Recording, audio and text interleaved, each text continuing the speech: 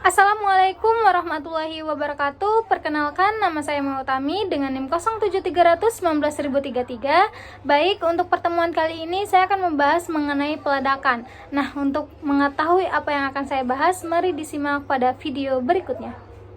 Baik, saya akan membahas mengenai persyaratan utama peledakan di tambang terbuka, di mana pada peledakan ini terdapat persyaratan utama peledakan tambang terbuka, yaitu untuk menghasilkan tumpukan kotoran yang terfragmentasi agar sesuai dengan pengoperasian peralatan penggalian dan pengangkutan.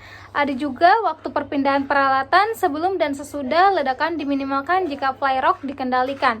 Kemudian persyaratan lebih lanjut dari peledakan adalah untuk mengendalikan kerusakan pada batuan dan meminimalkan ketidakstabilan lereng saat penggalian di permukaan akhir.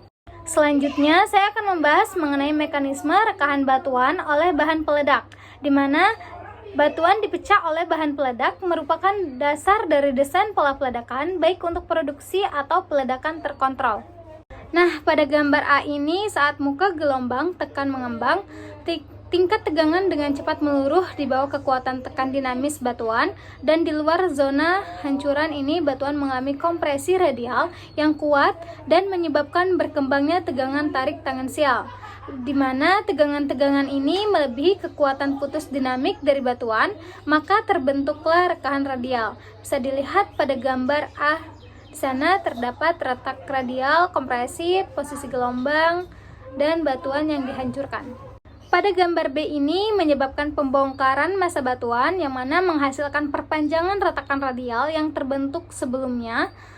Kemudian batuan ini jauh lebih lemah dalam ketegangan daripada kompresi, sehingga gelombang regangan yang dipantulkan sangat efektif dalam memecah batuan.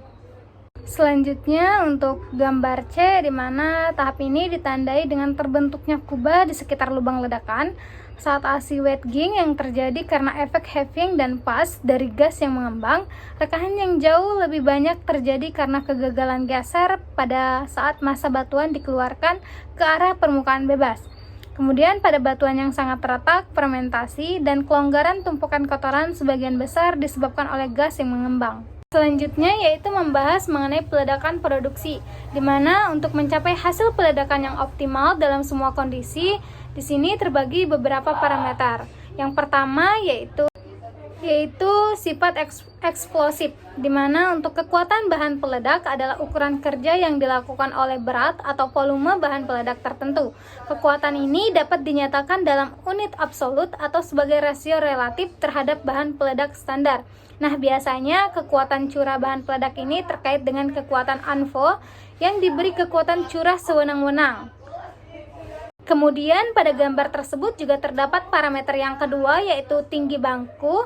Ketinggian bangku biasanya ditentukan oleh geometri situs dengan bangku tunggal yang digunakan di mana kedalaman penggalian hingga sekitar 8 meter. Pada proyek konstruksi yang lebih besar dan di tambang terbuka dan penggalian operasi multi bangku dilakukan. Untuk operasi ini, pemilihan ketinggian bangku yang optimal untuk memaksimalkan efisiensi biaya pengeboran dan peledakan secara keseluruhan memerlukan kombinasi peralatan pengeboran dan pemuatan yang tepat. Selain itu juga, peraturan dapat membatasi ketinggian bangku dalam kaitannya dengan jangkauan maksimum peralatan penggalian untuk meminimalkan risiko kerusakan atau cedera jika muka runtuh. Kemudian parameter yang ketiga yaitu beban. Nah, pada gambar itu terlihat pengaruh beban efektif, jarak antara deretan lubang dan muka bebas terdekat pada fragmentasi berhubungan dengan mekanisme rekahan batuan yang dijelaskan pada bagian gambar tersebut, di mana untuk ledakan paling efisiensi ketika gelombang kejut dipantulkan dalam tegangan dari permukaan bebas sehingga batu pecah dan berpindah untuk membentuk tumpukan kotoran yang terfragmentasi dengan baik. Nah, untuk parameter selanjutnya yaitu diameter lubang ledakan. Diameter lubang ledakan ini dapat berkisar dari sekitar 40 mm untuk bor genggam hingga 100 mm untuk bor air track dan 200 mm untuk track drill.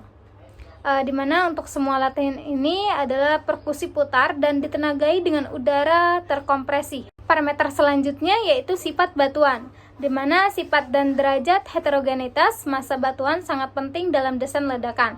Artinya, diskontinuitas seperti sambungan, bidang alas, patahan, dan lapisan lunak dapat memungkinkan energi bahan peledak terbuang sia-sia daripada melakukan pekerjaan yang dimaksudkan. Kemudian untuk parameter selanjutnya yaitu kedalaman subbor. Subpengeboran atau pengeboran kedalaman di bawah tingkat yang diperlukan untuk memecahkan batu di tingkat bangku, di mana fragmentasi yang buruk dan tingkat ini akan membentuk rangkaian jari kaki yang keras dan lantai bangku yang tidak teratur, yang mengakibatkan biaya operasi yang tinggi untuk peralatan pemuatan dan pengangkutan. Namun, subpengeboran yang berlebihan dapat mengakibatkan biaya pengeboran dan ledakan yang tidak perlu. Pada gambar tersebut juga terdapat parameter stemming, di mana untuk penggunaan stemming ini untuk mengisi bagian atas lubang di atas muatan mengandung gas-gas eksplosif dan mengarahkan upaya eksplosif ke dalam massa batuan. Bahan batang yang terdiri dari kerikil bergradasi baik dan bersudut lebih efektif daripada stack bore yang lebih mudah dikeluarkan dari lubang. Kemudian untuk parameter jarak lubang, yaitu ketika retakan dibuka sejajar dengan permukaan bebas sebagai akibat dari gelombang regangan tarik yang dipantulkan, tekanan gas yang memasuki retakan ini memberikan gaya luar yang memecah batu dan mengangkatnya ke tumpukan kotoran. Selanjutnya yaitu urutan detonasi lubang, di mana detonasi simultan dari jumlah bahan peledak ini tidak hanya akan menghasilkan batuan yang terfragmentasi dengan sangat buruk, tetapi juga akan merusak batuan di dinding penggalian dan menciptakan getaran besar di struktur terdekat. Untuk mengatasi ini juga terdapat ledakan dipecahkan menjadi beberapa detonasi berurutan dengan penundaan. Selanjutnya yaitu parameter fragmentasi, di mana tujuan pemilihan kombinasi yang tepat dari parameter desain adalah untuk mencapai hasil yang diinginkan untuk ledakan. Tujuan ini dapat mencakup kisaran ukuran tertentu dari fragmen batuan atau permukaan akhir dengan kerusakan ledakan minimal atau tingkat kebisingan dan getaran tanah dalam batas yang ditentukan. Kemudian untuk parameter yang terakhir yaitu evaluasi ledakan, di mana setelah debu mengendap dan asap menyebar setelah ledakan, infeksi area harus dilakukan fitur utama dari ledakan yang memuaskan. Selanjutnya yaitu peledakan terkendali untuk meningkatkan stabilitas. Adapun tindakan-tindakan pencegahan seperti berikut. Yang pertama yaitu shock blasting ke dalam beban yang berlebihan atau tumpukan kotoran yang rusak harus dihindari. Kedua yaitu muatan baris depan harus dirancang secara memadai untuk memindahkan beban baris depan. Lalu selanjutnya yaitu penundaan dan interval waktu yang memadai harus digunakan untuk pergerakan yang baik menuju permukaan bebas dan pembuatan permukaan bebas baru untuk baris berikutnya. Selanjutnya yaitu penundaan harus digunakan untuk mengontrol muatan sesaat maksimum.